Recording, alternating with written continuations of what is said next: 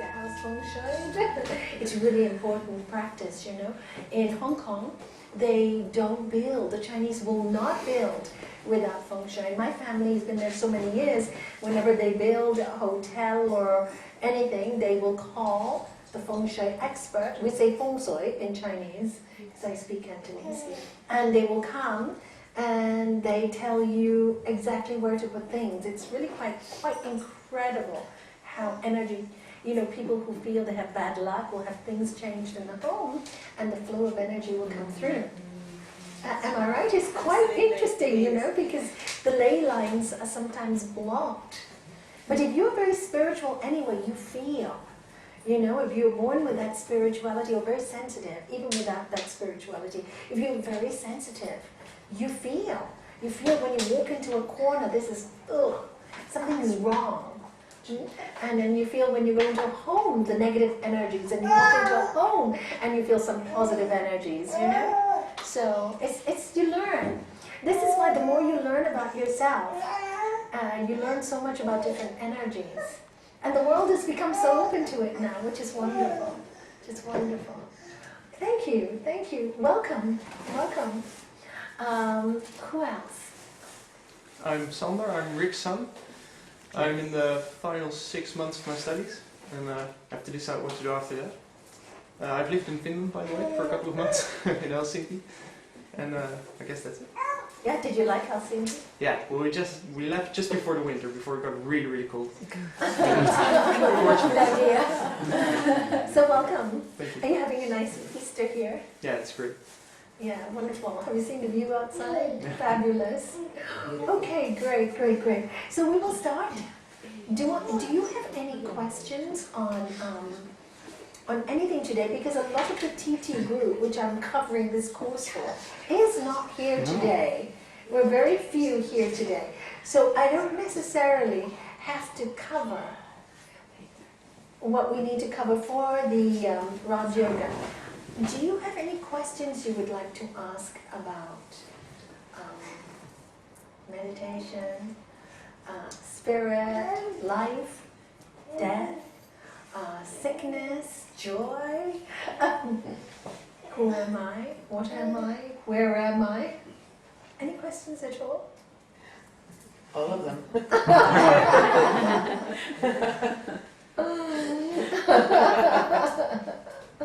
Who are you? Should we start with the most important one? That's the whole study. The whole of what we do is really, who am I? Who am I really? You know? Who am I? Who am I? Am I this body? No. Body dies. Am I this mind?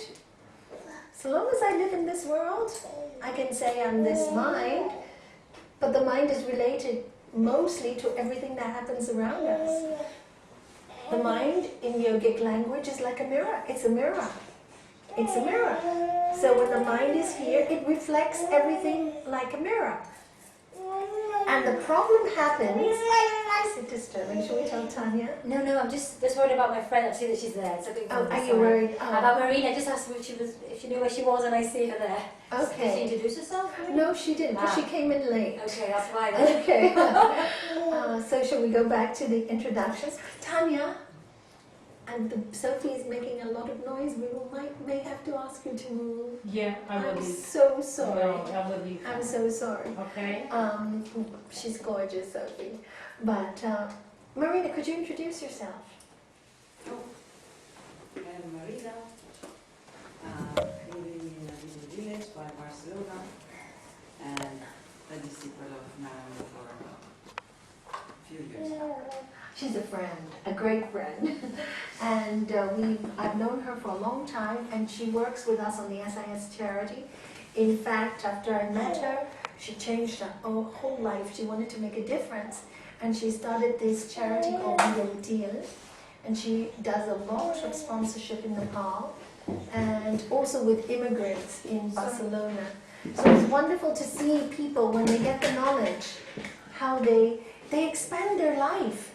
You know, she has 2 designer shops in Barcelona, in Sitges, high fashion, and from running 2 shops and now serving charity and the poor all over the world and still living a wonderful life. You know, she went to an Ayurvedic clinic for a month in Kerala recently. So you see, a yogic life is about seeing it all and service and love, but everything is one. It doesn't mean you deny your life in any way. It means you find and expand. You expand yourself. You know, when you're stuck in one job, and yes, you give it your best, etc., but most people feel they need more. I need more. I don't know if you feel that. I need more with my life. Something, I need something, and you're looking for that something, but that something does not come to you until you're ready. Ready in the sense that you are ready to study yourself. Because whatever that something is that you are looking for is to do with that which is eternal. The real you, not the you that is a personality on this earth for a short time till this body dies. This searching is searching for the real you. Who am I? What was I born to do? I'm much more than my body. And until you make friends with this spirit, until you fall in love with what we call the God within you, until you fall in love with it, you don't know who you are, you don't know where you are. You see, you know, more and more when I read the life of great thinkers, more I should call them great lovers. Lovers of the divine energy. Because great thinkers, I have seen get caught. Because it's mind. Are you the mind? You can analyze and analyze and analyze for years about a person's love for you. But until you feel that love, you are never going to understand it. How many relationships have been broken up? Because one partner will say, but I really love her, or I really love him. But the other party cannot see that love. So a partner will come to me and say, but I've loved her. And the wife will say to me, but he never shows it. And he says, you know, my husband used to tell me this, because before I started yoga, I used to say, you never say you love me. You're not romantic. I used to say to him every single day, darling, I love you. I love you. Because I'm a romantic person by nature. And he would never answer me. So I'd get really angry, you know. You're so cold, you're so unromantic. And then when I started on the path of yoga, I stopped looking outwards. I stopped blaming. I started looking inwards. And when I started falling in love with the God within me, or that energy within me, I received so much love in return that I no longer needed to hear it from somebody else. And then something else took place. I could feel that love now. I get up very early in the morning to meditate. My husband was an early riser too, but he was married more to his computer, which is great for me because I could meditate while he was with his computer. And every morning he would get up and bring me hot water. You know, and who would do that for you? Because I just sit out, go to my temple, and he knows I love hot water. Goes out to the kitchen, boil the kettle, brings me a nice cup of hot water next to my side. That's love. And then simple things like when I fractured my foot, we didn't have a walk-in shower. And he was so worried about me. So he put me in the tub. He made a lovely plank for the tub so I could put my foot up. You know, he spent hours. It's just going to last me a few weeks to make the plank so comfortable. No chance of slipping. No chance of hurting myself.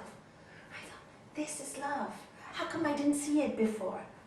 All the little things that he did was love. Who would do it for you? You know, I saw a different side of love that made me more unconditional in it. And when you become unconditional in love, something in you shifts. That you feel a greater presence in yourself. A greater presence in you. It's not about you anymore. You see and you feel and you into it. You feel, you're into it. You will know this with Feng Shui. That there's this energy that's beyond words. And everyone has it. So from my husband, I learned the first example. By understanding me, I understood him. And from understanding him, because when you can love one person unconditionally, then you can love everybody unconditionally. Does that make sense to you? Totally. You can. And then I realized that really the practice of relationships, which is very, very difficult, I think, in life, any kind of relationship that is not working, if you have a good solid foundation, you can make anything work when you look at it unconditionally, when you stop demanding and saying, I want. And if that relationship doesn't work even after you do all those things, don't worry. Your energy will be too high for your partner, too much for your partner, that they will leave you. So you don't even have to worry about leaving anybody. They will leave you. They can't handle, oh, you went to spiritual, me, I can't deal with you. Go to a bar and find somebody drinking and whatever and can't be with you. So great, they set you free. You know? You don't have to worry. When you fix yourself, you don't have those thought patterns in your mind anymore. So the question, I don't know how I went so long, as usual. Who am I? Who am I? Who am I? I have found, like I was trying to say, if you work from a place of love rather than a place of intellectual knowledge, it's much easier. It's much easier. All the great saints and sages say, if you work from a place of love, it's easy. Because you can understand unconditional love when you see a mother and a baby or a father and a child, you know? But if you work from a place of intellectual, we need it. We need to have some knowledge to understand, to be able to walk our talk, or to understand how to get to that place of unconditional love. But too much knowledge makes us proud. And then there's always the mind stuff, because knowledge comes from words. And the other day I was reading a very beautiful thing from a book called, maybe you should write this down if you want, or Shanti, maybe you can send it round.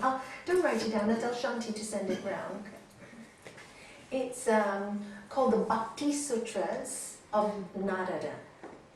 And it's written by Prem Prakash. I'll give you all the spellings. And it's all about following the path of love.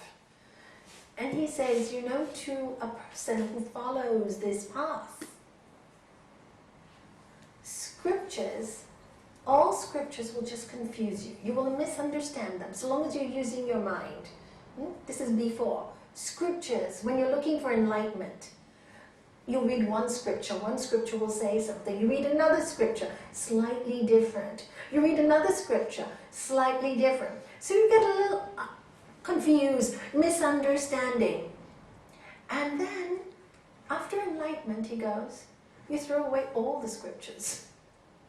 So when you're studying, the scriptures will confuse you. When you're enlightened, you throw them all away. So in the end, you don't need them anyway. But it's a process, right? It's a process. And the Bhagavad Gita says the same thing to a man of knowledge. You know, scriptures is like a reservoir overflowing with water.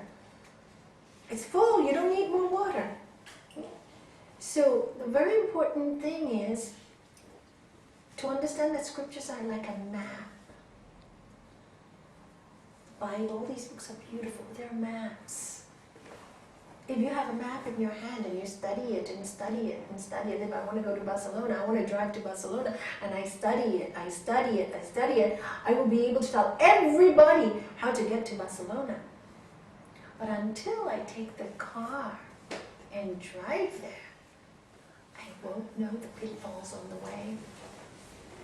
I won't know the shortcuts.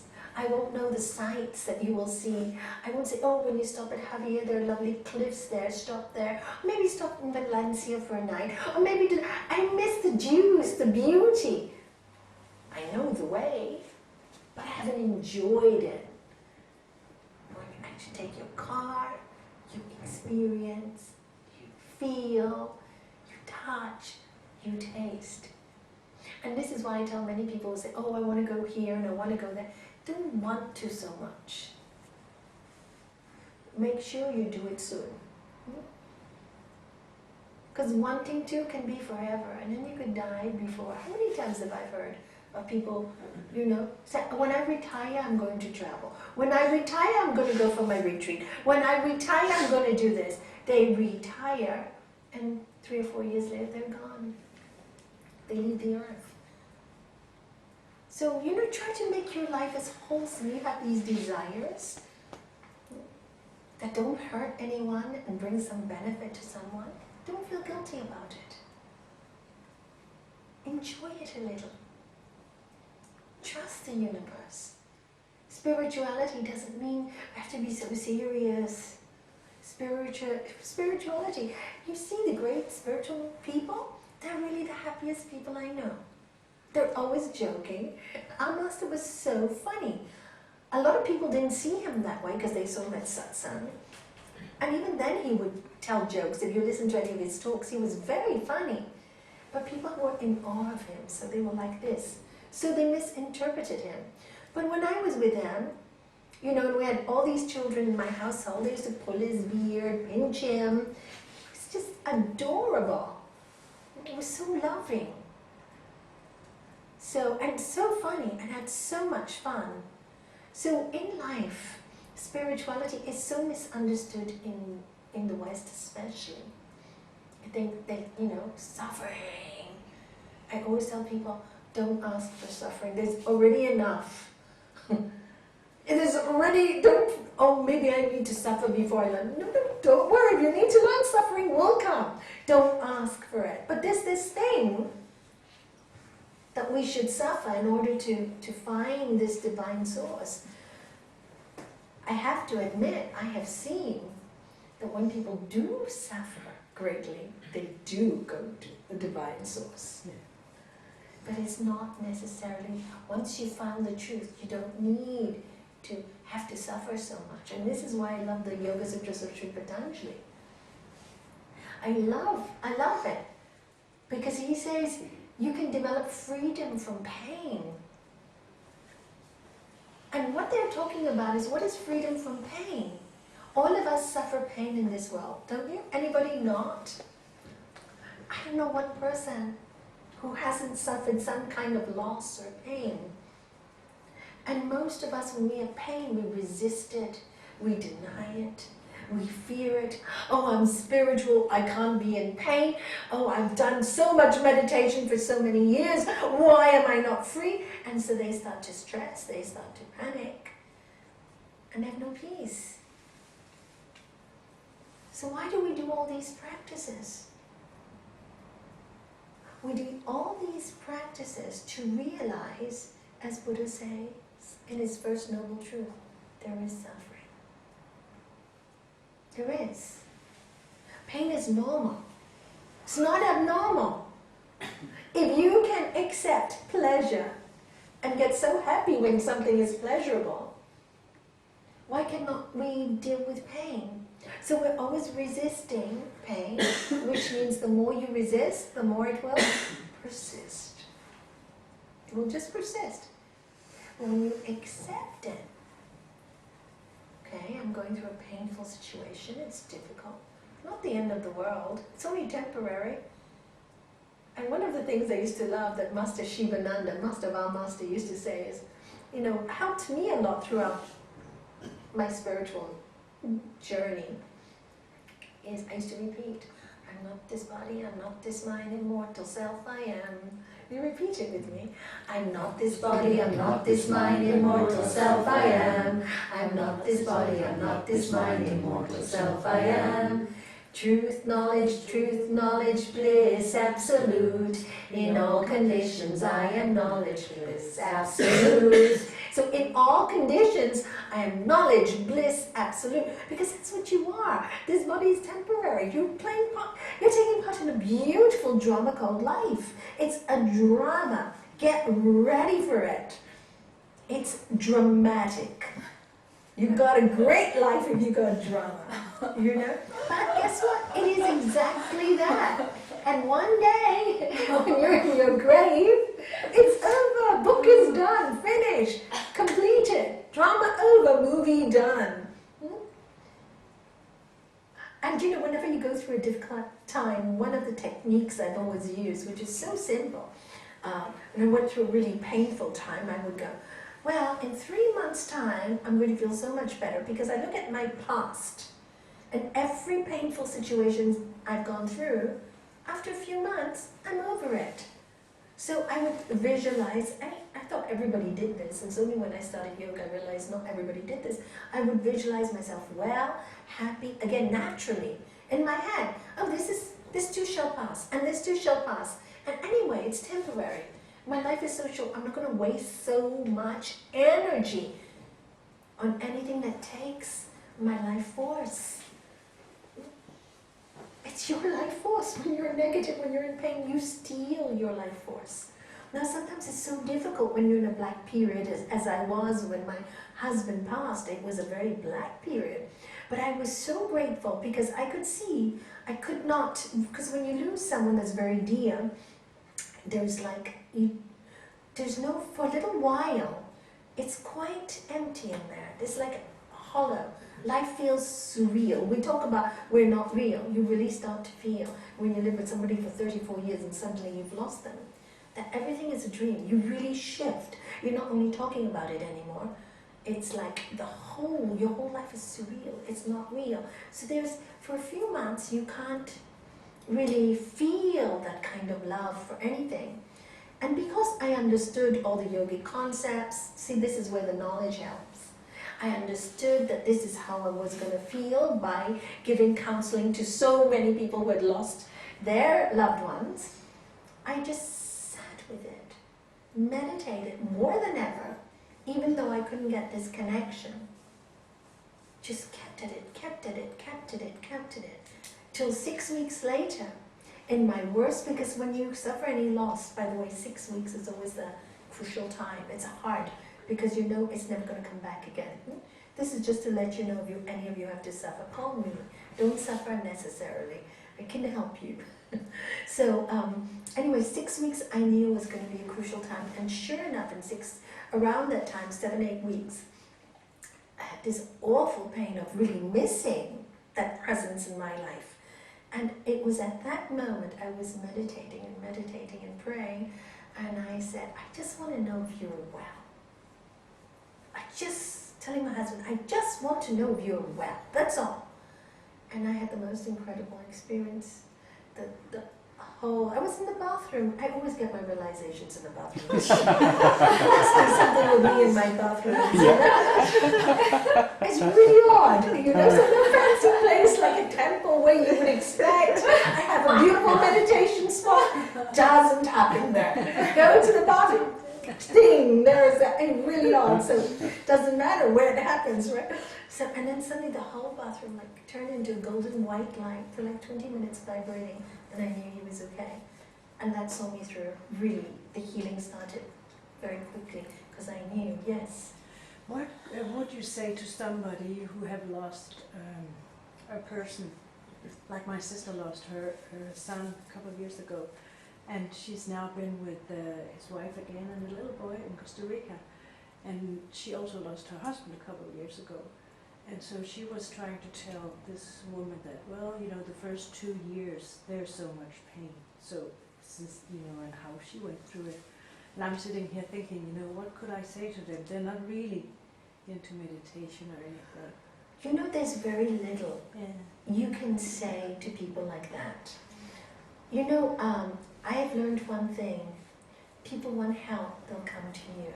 And when you're in great pain, the last thing they want is advice. So the best thing you did is not say anything. What you do is, need any help? Call me. That's it. The pain is so horrendous. And really, to say anything, but also don't avoid them. Because that's what people do. They don't know what to say, so they go the other way. That's also not nice. It's better to go up to the person and say, there's nothing I can say. I just want you to know my prayers with you.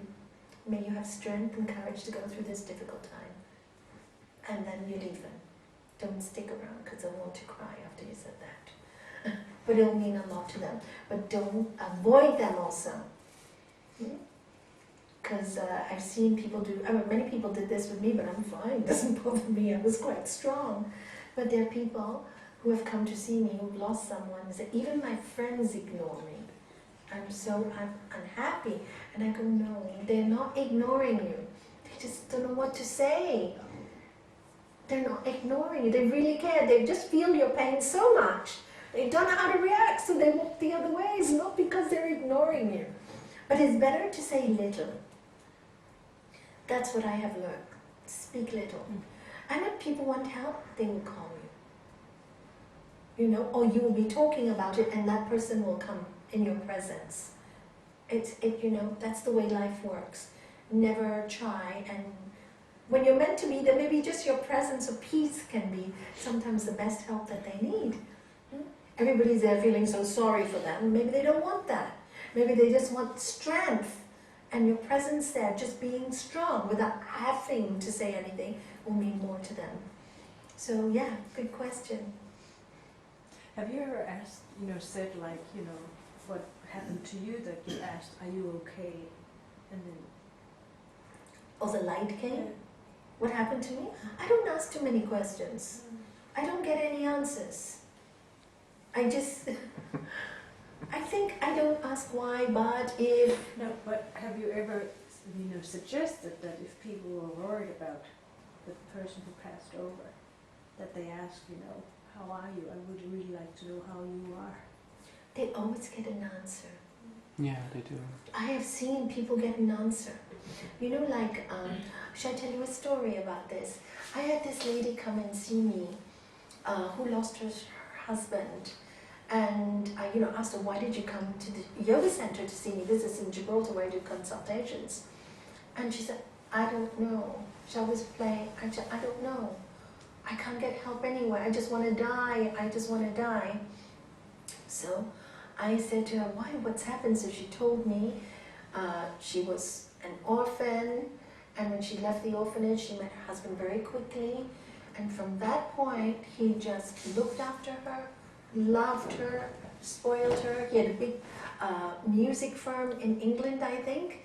And all she did, because she couldn't believe what a wonderful husband she had, was get up in the morning, look, make sure his clothes were ironed, his food was cooked, and go with him wherever he needed to go. So her entire life was dressing for her husband, thinking for her husband, doing everything for him.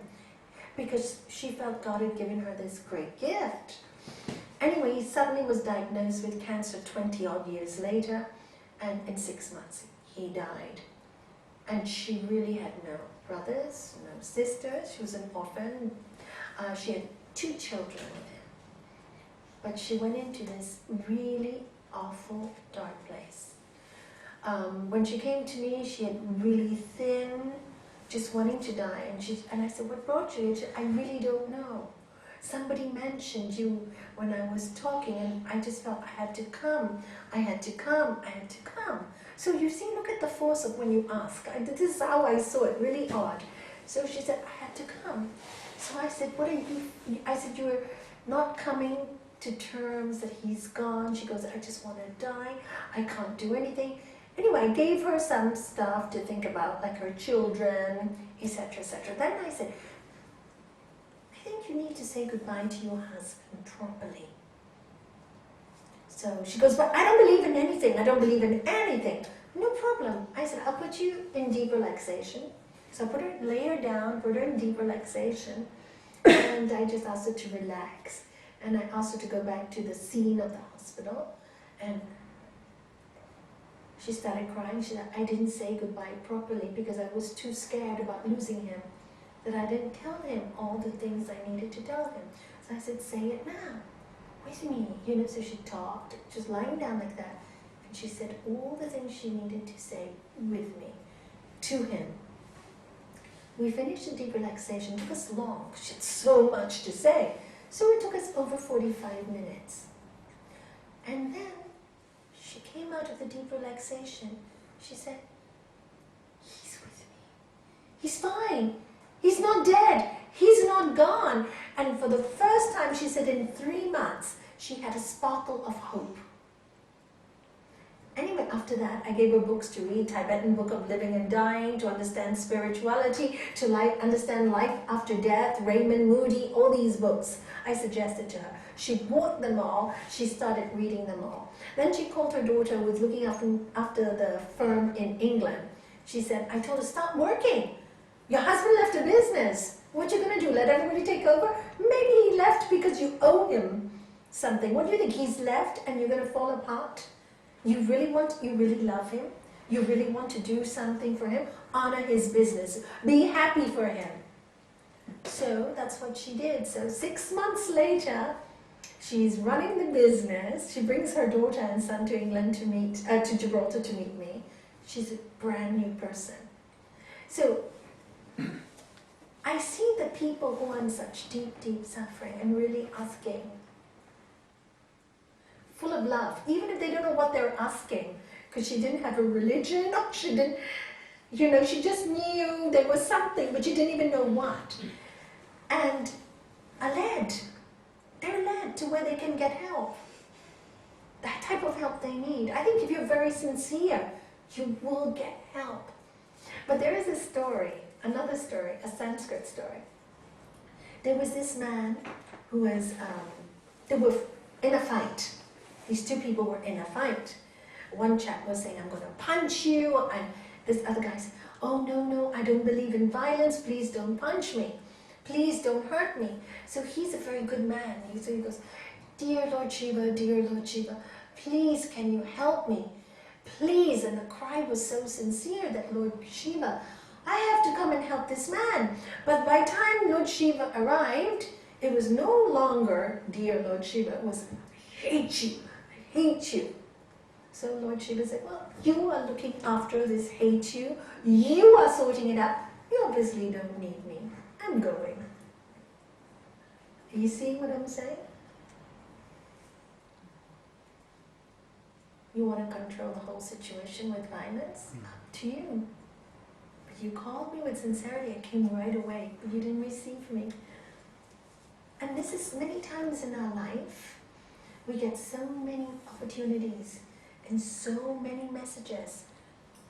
But our mind, really in our heart, everybody has this sincere desire to connect.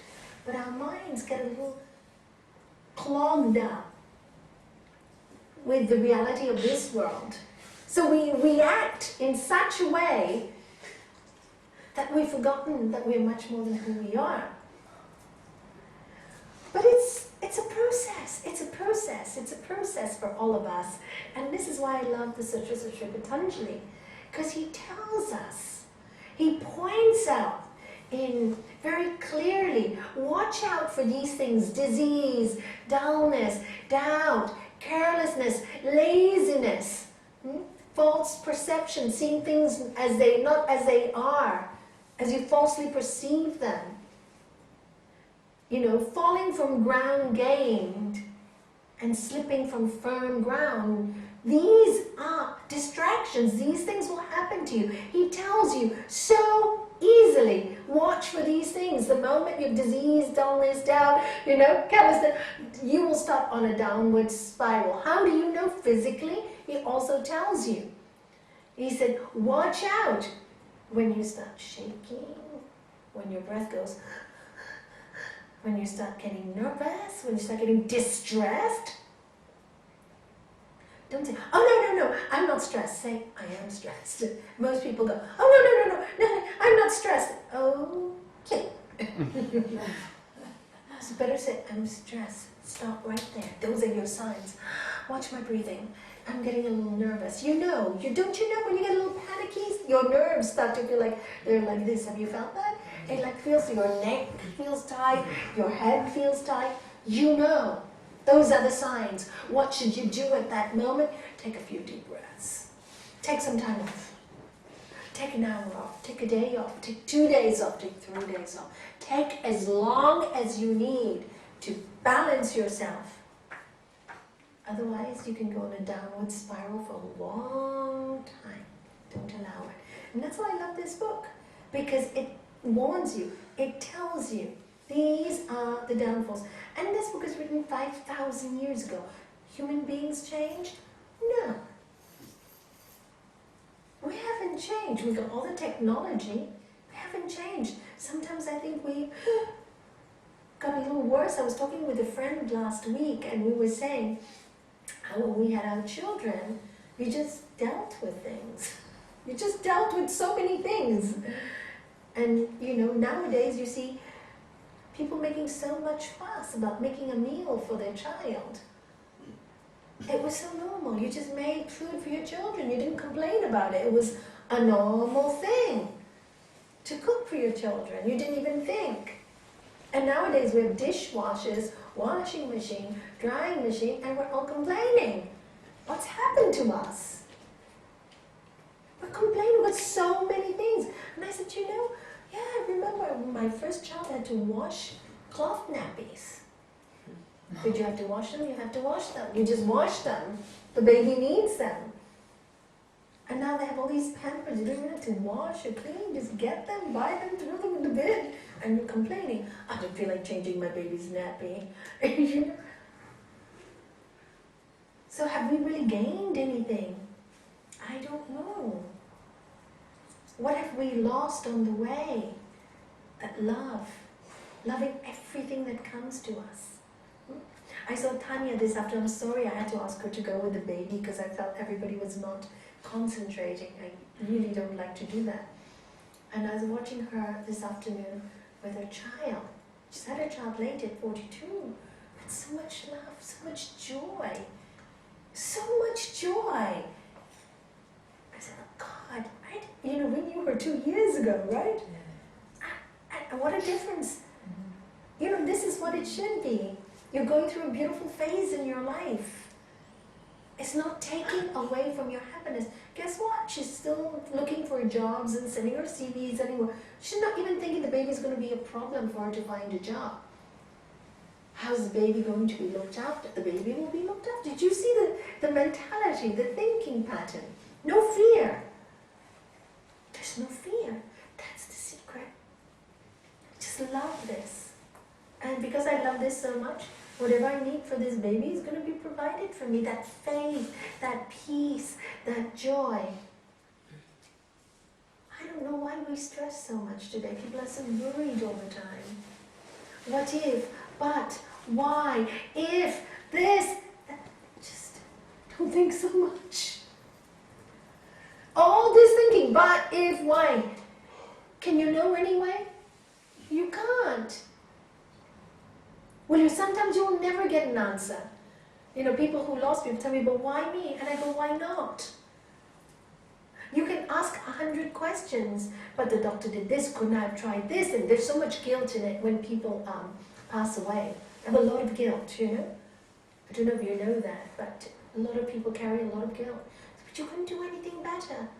Did your best, why are you carrying the guilt? But what if we did this, and what if we did that, and what if we did... I said, but you didn't. The person is gone. It didn't happen, wasn't meant to be you. Did you do your best? Yes, I did my best. Then that's good enough. You can always go back and ask questions. But what good does it do you? You suffer more and more and more and more and more. Learn from it. Don't repeat it the next time. If you felt you made a mistake in any point in your life, as we all make mistakes, welcome to life. And learn from the mistakes. Take the mistake that you made. Take the pain you felt making that mistake. Remind yourself of it so you don't repeat it. And when the pattern comes up, I'm not going this way again. I'm going to choose another road. I'm going this way. You know the autobiography in 5 chapters, do you? I've told you, I keep telling you, know? Some of you don't know it, should I repeat it? I repeat all this often. It's from the Tibetan Book of Living and Dying by Sogyal Rinpoche. And it's anonymous, nobody knows who's written it, but it's brilliant. It's autobiography in 5 chapters. Chapter 1, I walk down this road. There is a hole in the road. I fall in It's dark. It's horrible. I struggle. I struggle. I struggle. It's painful. It takes me a long time, but I finally get out. Chapter 2. I walk down this road. I fall in the hole. I struggle. I feel the pain, but I get out quicker. Chapter 3. I walk down this road. I fall in the hole. I get up immediately. Chapter 4. I walk down this road. I walk alongside the hole. I don't fall into it. Chapter 5. I take another road. And that's how we are, isn't it, with our learning? So don't judge yourself if you fall in the hole 2 or 3 or 4 times. It takes a little bit of time for the subconscious to get the message. It does. And then you go, I'm heading against this brick wall. I'm going to try something totally different. I remember when my husband was going through a very difficult time in his business. And my guru was alive, and I very rarely asked him anything about to do with business, but I was a little concerned for my husband, so I called him and I said, Gurudev, my husband works so hard, and we both work so hard because I worked alongside him all the time, but for me, loss and gain wasn't a big deal. But of course, for a man, it's really, they suffer. Some men really suffer when things go wrong. Not because of anything, because he wanted to give me the best. But anyway, so I called my guru and he said, I said, Gurudev, what should we do? Because you have that saying in English, whenever you don't succeed, try again. So he was try many things. He was trying. He really was trying, but nothing was working. So he said, tell your husband, if you plant a seed in the dark earth and you water it and water it and water it, and it doesn't grow, go plant it somewhere else. Go plant it somewhere else. So he, in the end, sold the business after 28 years, finally retired, and 4 years later, left the earth. So, thank God my Gurudev told me that, because he could leave it behind. Sometimes people feel guilty about leaving things behind. And the last 4 years was his best. We did our best cruise ever, and we did lots of wonderful things. Life gives us so many opportunities. And the reason why I tell these personal stories is because, for me, I hope it helps when you go through a difficult situation. Because all of us, every single human being will go through these emotions. It's not only me. Sometime in your life or later. And there's a lot of doubt, and there's a lot of guilt. And because I've gone down the road, I'm telling you, you don't need to suffer so much. There is a way out of the suffering when you can watch it like you're watching a movie. Oh my God, this is the really sad part of the movie. I'm going to cry. I'm going to cry with it. Is when you see a really sad movie, you cry with it. And when it's a love scene, you love with it. And when it's, a dangerous scene, you're sitting on your seat and you're going, oh, what's going to happen next?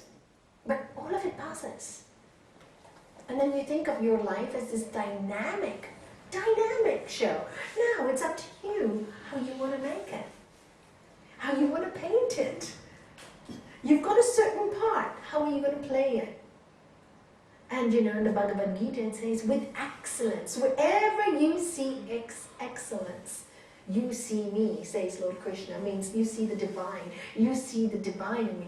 Wherever you see excellence. So whatever you're good at, from being a lawyer to feng shui, or service, or loving animals, be excellent in it. Do the excellence that is you. If you love it, that makes it excellent. Excellence doesn't mean you're the best at it. No. Excellence means you approach your work, the retreat you do, with so much love, and that is the goal. Because when you give the retreat, your job as a teacher is to ensure, you make sure that your students are as peaceful and comfortable as possible. That's your service. It's not the other way around. People think, oh, the students should do this. No, the teacher's job is to serve, serve, serve, serve, serve, serve, serve. No complaints.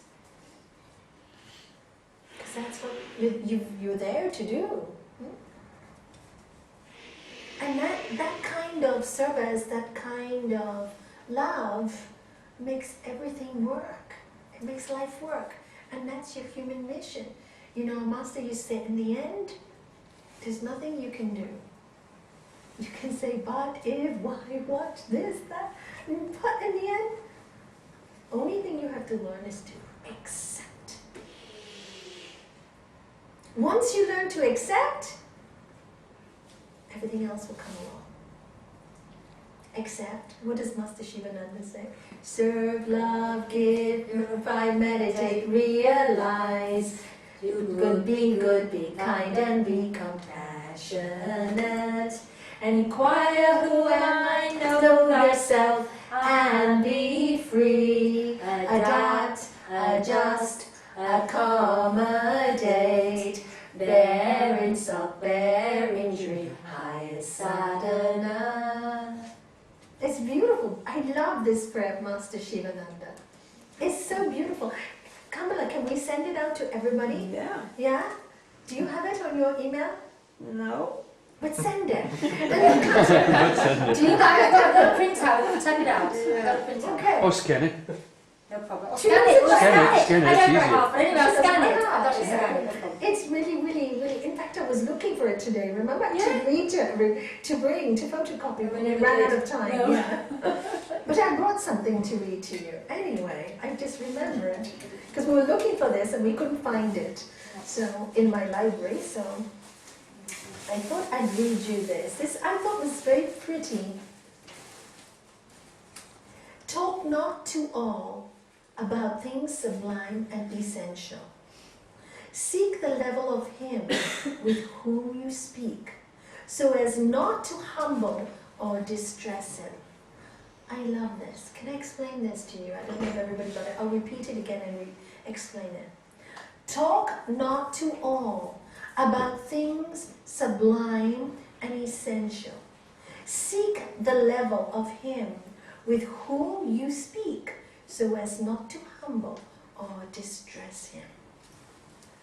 You know, many times when people go into spirituality, it's like the question you asked. We're so excited about it, we want to tell everybody about it. Or when we know something, we have so much knowledge. Haven't you met people who have a lot of knowledge and they're all the time telling you how much they know? I know this, and I know, and I know, and I know. And after all, don't you get a little bit of a headache? So much knowing? Well, see, these things that are sublime, here it's saying, sublime, very few people understand that which is beyond what you can touch. But so essential, it's so essential. Don't speak about these very beautiful things with just everybody. Know the person you are with, and wherever that person is, he or she in life, speak to them on that level.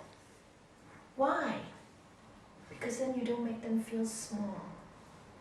You don't make them feel good. You don't make them feel that they're not good enough.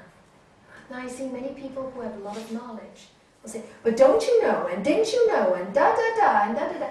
And then you make the other person feel so little. Never do that. Speak to them on their own level. Now I watched my master do this. Could speak with the President of America, the Pope, same level.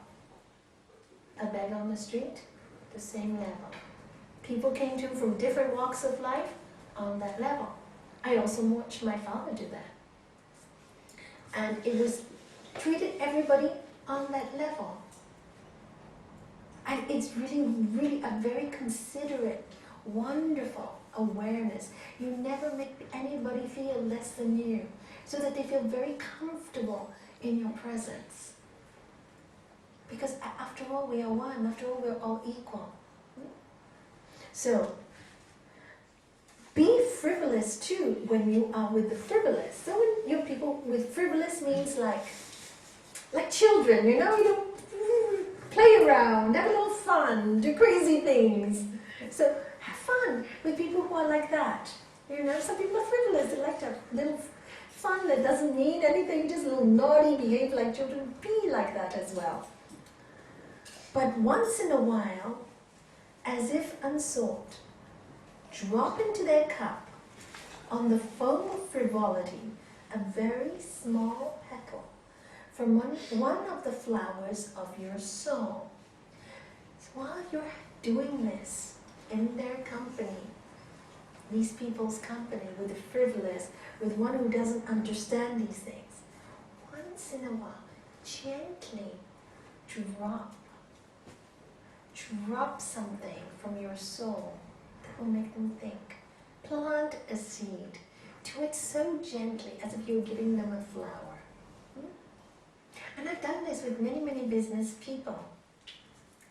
And, you know, I talked to them, I said, you know, I'm a little odd. What do you do? I said, some people call me a soul doctor. I'm a little odd. I said, no, I just seek this power. I love this power that some people call God, etc. But I said, I don't want to bore you with it, and I'll walk away. Later, that person, I don't know how many times, have come back to me. You know, Nalanie, I know there is a force, but I don't know, I don't feel comfortable with the word God. You know, but I feel this power. And then they start talking to me about more things and more things and more things. And before they know it, they're finding their own truth. They are finding their own truth. So you do it delicately. And people are frivolous, and you know, when people are frivolous, and I say, oh, I'm just so grateful for such a beautiful divine day. And they'll say, yeah, me too. And then they feel this presence, you know, this presence of something else beyond the self, this love beyond that self. They feel it, they can touch it. Because you touch it, so they touch it with you. And this is how you give these beautiful spiritual things to people.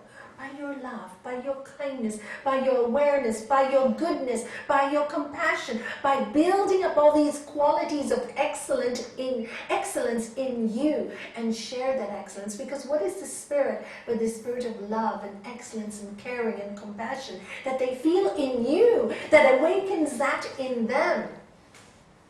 And when you pour this out to them, it has to wake something, some seeds, some awakening, because we're all the same. Underneath, we're all truth, knowledge, bliss, absolute. And we touch that. If it is not noticed, recover it cautiously and always smiling, go your way. So they don't want it, and you can see you're really crazy, can't deal with it, you know, kind of thing. It's okay, no problem. Gently recover it. Don't worry about it, and go on smiling. Don't be upset. Don't be upset. Don't expect. Don't be upset. And just go on your way. If, however, someone picks up the small petal, examines and inhales its fragrance, a sign of discreet understanding, let him behold one or a few of the marvelous flowers in your garden. And this is what I was saying. Once they do feel that spiritual thing, once they do, then offer them all those flowers. You know, for example, Chamonix brought Anthony here the first time, right? Do you remember? You said, what am I? He told us, what am I doing here? You know, why am I here? This kind of thing. But her petal that she gave him when she met him, gave how she had made her changes, her love, her kindness brought him here. And then she offered to share what she was learning with him. Do you know, it's wonderful to watch how people do this with so much love. And then they shift, and after that they want more and more. Then next thing I know, he's saying, can I join the TT course? Are you ready for it? Yes, I can catch up, I can study, I can do this. You just don't know. And who did it? Not me, she did. You just see how life works. And then you share everything. So, and that's interesting, you know, you never have to worry when those souls have to be looked after, they will be.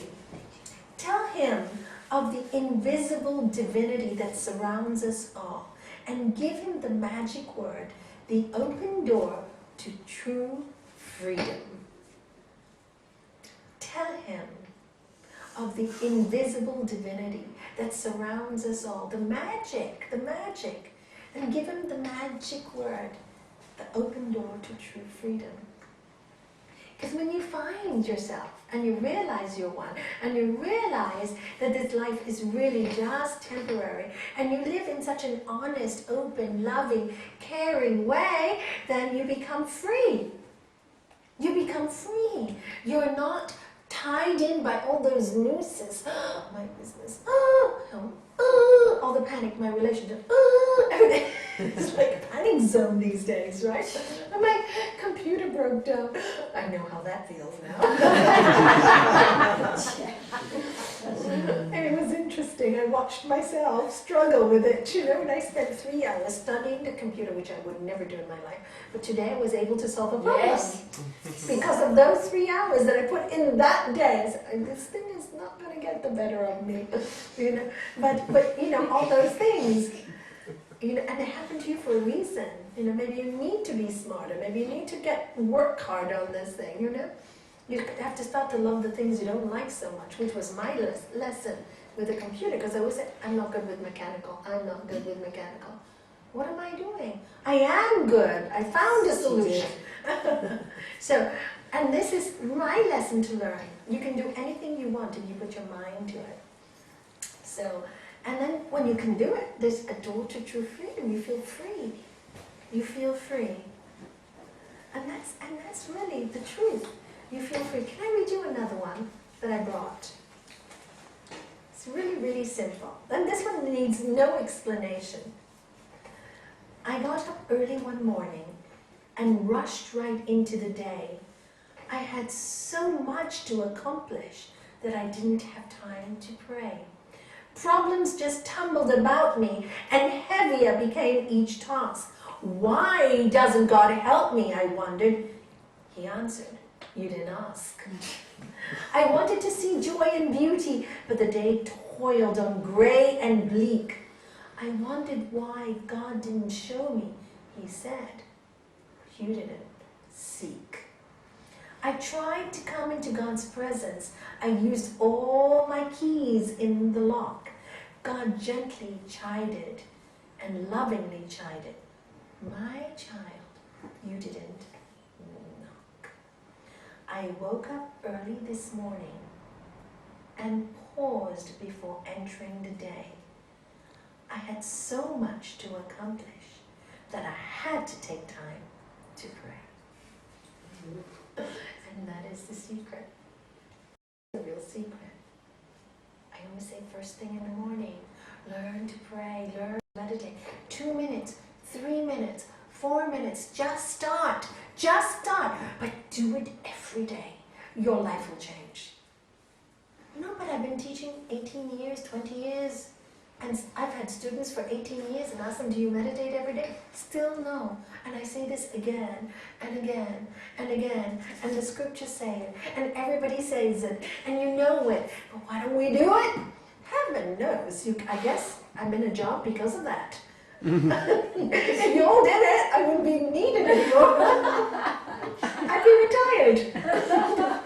So we just have to laugh. Why do we resist so much? That which is our color, our beauty, our connection with the divine. Why do we resist it so much? 5 minutes in the morning is all I ask. 5 minutes. That's it. Just to know yourself. If you don't believe in the word God, it doesn't matter. Energy. Even to know who you really are. You asked that question, Esther, that started this whole talk. Who am I? Start with that one, right? Who am I? You don't know who you are. Are you Esther the lawyer? Are you Esther a woman who's madly in love? Are you this? Are you that? Are you, who is Esther? Is she all those things? None of those things? What are her qualities? Get to know yourself really, and get to know. When you start to know yourself, then you understand why you're given a certain body, a certain brain, a certain mind. And that certain body, that certain brain, that certain mind is given to you because you can do certain things with it. Your talents. your talents. For example, may I, Sally or Sharda, she took the teacher training course with us for Hatha Yoga. This is really incredible. She was again brought in by a friend. Yeah. And I go, she walks in, so I want to do Hatha Yoga. Oh, the Hatha Yoga is asana, physical posture, right? And she could hardly move, she was very stiff. Yeah. She was more overweight Yeah. at that time. She said, came to me, I got aches and pains. And she goes, I said, are you really sure you want to do this course? Maybe you want to do the Raj Yoga course, which is the one I'm doing now, which is just the philosophy. No, I think I want to stay. And she stayed, and her insistence on wanting to stay and the glow in her eyes for wanting to look, I could say no. I just couldn't say no. She said, oh, I'm so excited I came today, I had a wonderful day. I go, I have to say yes to this lady, you know, even though I'm a bit concerned because more responsibility.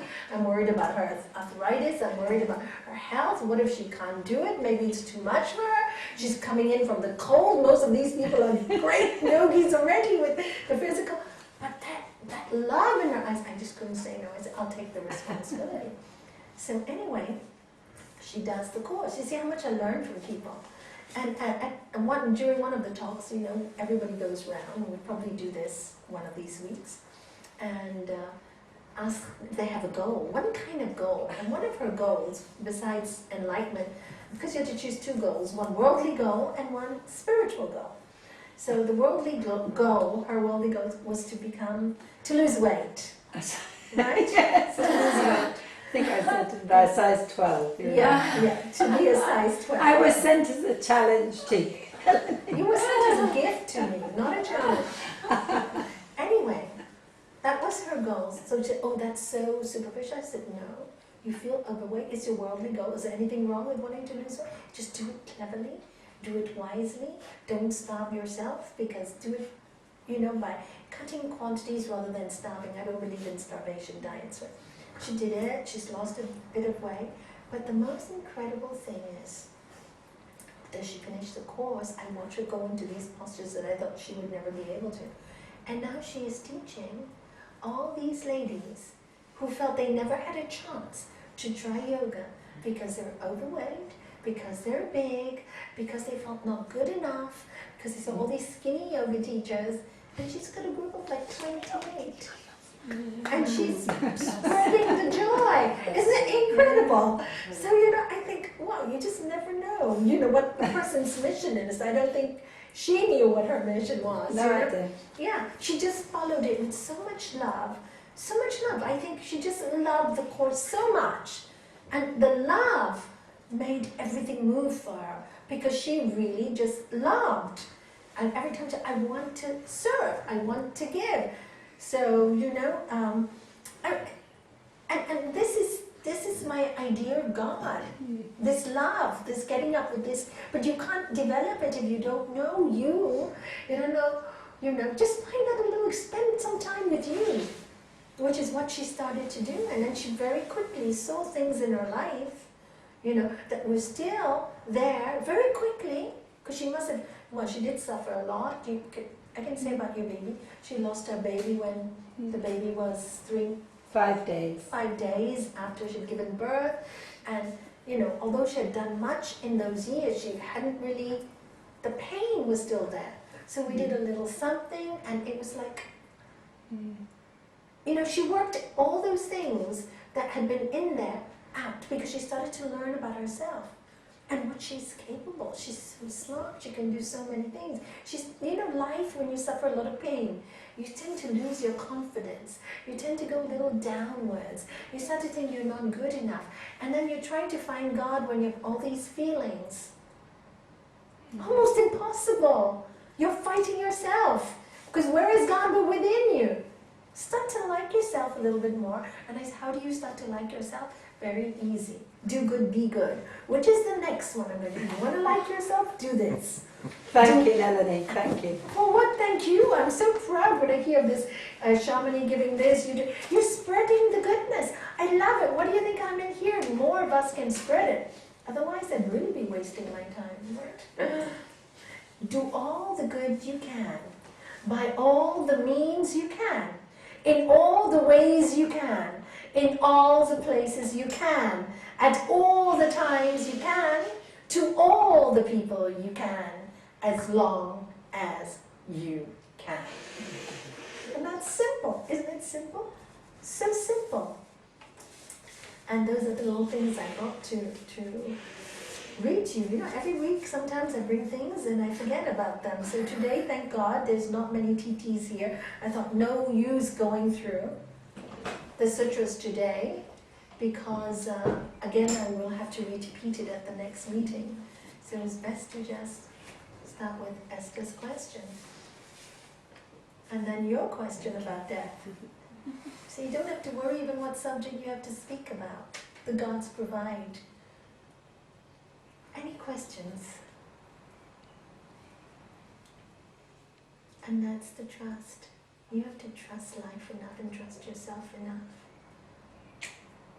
And trust that even if you make a mistake, it's absolutely okay. It really is okay. How do we grow? Every failure is a stepping stone towards success. Don't worry about failure. It teaches you many things. Sometimes when you're too successful very, very quickly, you develop arrogance. But failure brings in a humility in you. That humility is what you need to understand other people in pain in order to be great. That humility is what you need. All the great masters, all of them, the greatest teachers, were very strong, extremely strong, but extremely humble. They had both combinations, very strong and very humble. They weren't very strong and arrogant. Never be arrogant, otherwise life will cut your legs so that you learn. Once we were in the ashram many years ago, I'll tell you this nice story. Am I running out of time? Yes, nearly. So we'll close soon. So once I was in the ashram, and I had taken a group of 18 with me from Gibraltar. And there was one girl with us, and she asked our guru. She said to him, Gurudev, what if in life, I'm studying all this, what if my ego goes big, and what if I get too big-headed, and what if I get too proud, and what if this? And he looked at her, he said, why do you even worry about that? You don't need to worry about any of that. You know what? If your ego becomes too big, life will make sure you fall. You don't even have to worry, what if? Life will make sure you fall. So that you become humbled. And every time on my spiritual path, because when it comes up, you don't even see it. Huh? You don't even see it. You think that you're past it, but you're not. And the ego would come up, especially in the early days when I was practicing spirituality. Suddenly I developed all this energy and all these things, all these abilities. I could hear things, I could do this, I could understand people's minds. So I got a little like this without realizing it. One quick trip to my master and bang, one sentence and I go, how embarrassing. I felt this small was the best experience for me. Best experience. So don't worry. If you are sincere, you will be protected. You will be protected. Always protected. When you go wrong, life will make you slap you in the face. But that's good. Please take heed to that slap. I always say, I tell my students, God knocks softly. Open quick. Because if you don't, God knocks a little louder. Okay, I'm coming. I'll do it tomorrow. Then you get a bigger knock. Yes, I'll look after it tomorrow. And then when the door, you'll break your door down. Then, oh my God, it's a big job to repair it. And everybody gets intuitive messages when it first, don't you get that voice? You get it. We all get it. I've noticed it with every single patient I've seen or any person who's gone through this path. Everybody gets it. The smart ones listen fast. If they're smart, they only need one session and that's it. I got it. And then they work on themselves.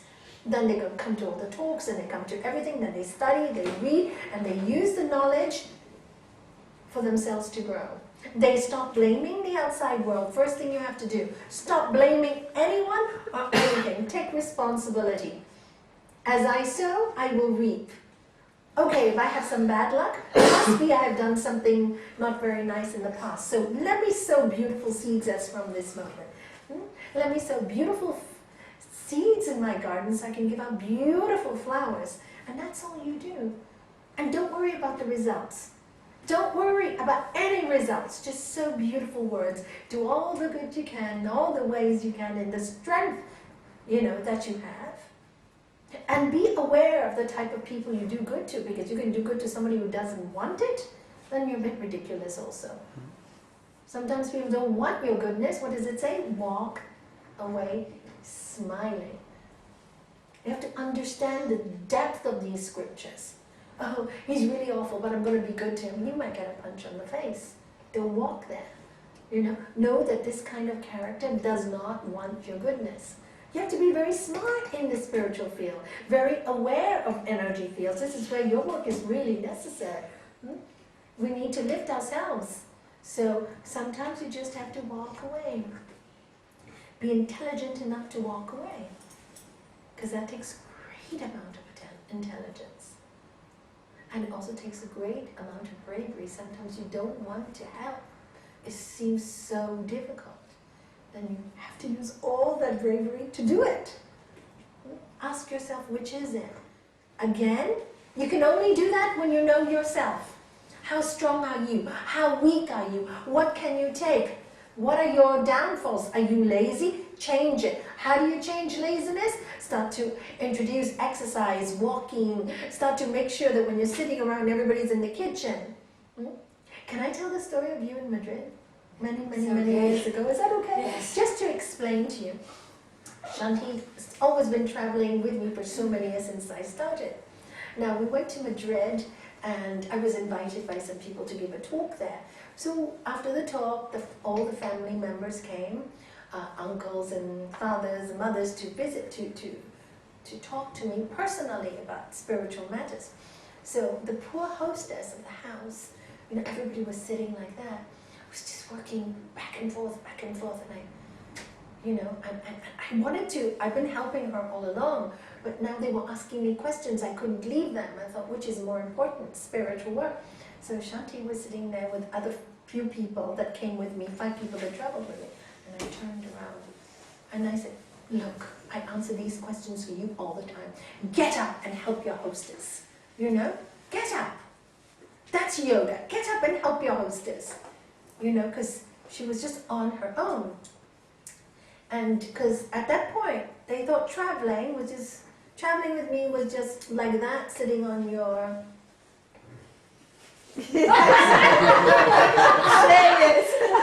backside and doing nothing. Just sitting, and people are feeding us because I'm there, they feed all of these too. Marina's one of ours. Maybe she invites me, but unfortunately, I bring people with me and they all get fed and they all get looked up and they sit there like princesses, not even helping. But Shanti was so good. She was so good. She was so good. Because that's the real meaning of yoga, being aware of people's needs. After that, she changed totally. One of the greatest Kamala yogis I know today. She helps wherever, anywhere. She's always the first one to offer and help. And it was not for that, because we talk about yoga. What is real yoga? And I'm going to finish with this story. I was in Cornwall last year, invited to do a retreat there. So I went there, this lovely family, to make the price very available, because they had to, I don't charge anything, but they wanted to pay my plane ticket and my expenses, which is fair enough, because I need to be covered. So anyway, and they invited a few other people. So to make the price available for everyone, the whole family did all the catering, the cooking in this lovely cottage in Cornwall. And, and I was there giving talks all day with other people. But at the end of the retreat, I said, the real yoga in this retreat is not in this room. really easy to sit around, so comfortable. I love it. For me, this is talking about God and divine energy. So delicious, you know. I said the real yoga was going on in the kitchen.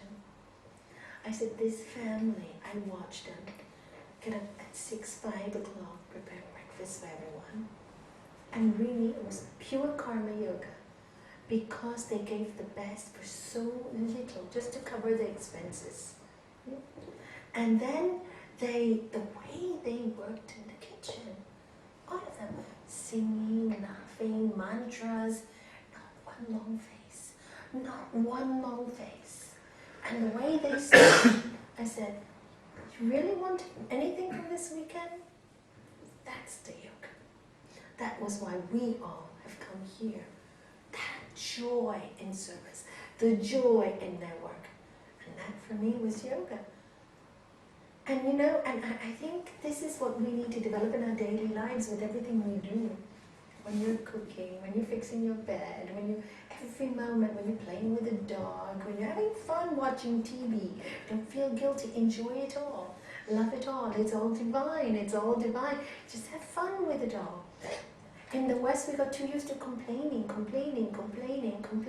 expecting, wanting, do it for me. Oh, I'm washing one dish, why don't you wash? There's no sharing, there's no spontaneity. You're tired today, let me do it. You rest.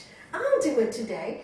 You really had a hard day. Why not? Why is everything a business? Why is it so difficult to give somebody something little and make such a big deal? Why can't you just go out and buy a present for your mother or your father or your son or your daughter? Not because it's a birthday, but because you just love them and you see something in the streets and, oh, they'll love this little rose. And, oh, why can't I say thank you to my mom or dad? It doesn't have to be Mother's Day. You know, how many years did my mother sit up for me when I was suffering with asthma and stay up all those nights, you know, just to see me well? And all of you, how much did your parents do for you? They may be awful parents, but they still gave birth and they still did all the things. They still fed you. We have to respect the old. We have to respect the young. We have to respect ourselves. Respect, awareness, kindness, goodness. And then you live a happy, peaceful, useful life. That's your mission. What bigger mission is there? What bigger mission is there than to enjoy every moment? Is there a bigger one? I can't see it.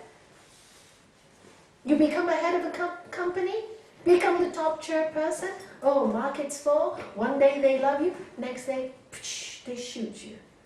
You're in the papers all over the place. So what is name and fame? What is name and fame? Nothing. They love you while you have it. When you don't have it, nobody loves you anymore. So you need to develop who you are and what you are and your personality and your character. So the whole world falls apart, you've still got you and God in you. Never lose that. Make God your best friend, whatever you want to call God. Jesus, Buddha, light, sea, ocean. Choose it. And then focus on it. Focus every day. Okay, we're finished then. Thank you all very much. Thank you, Nalanie. Thank you all very much. Thank you for coming. And I hope you're having a nice Easter. It's holidays over now? Yeah. Are they over? Yeah. Some people are still away till this weekend, you know. Many people. Yeah. So it's great. And from time to time, take a personal retreat.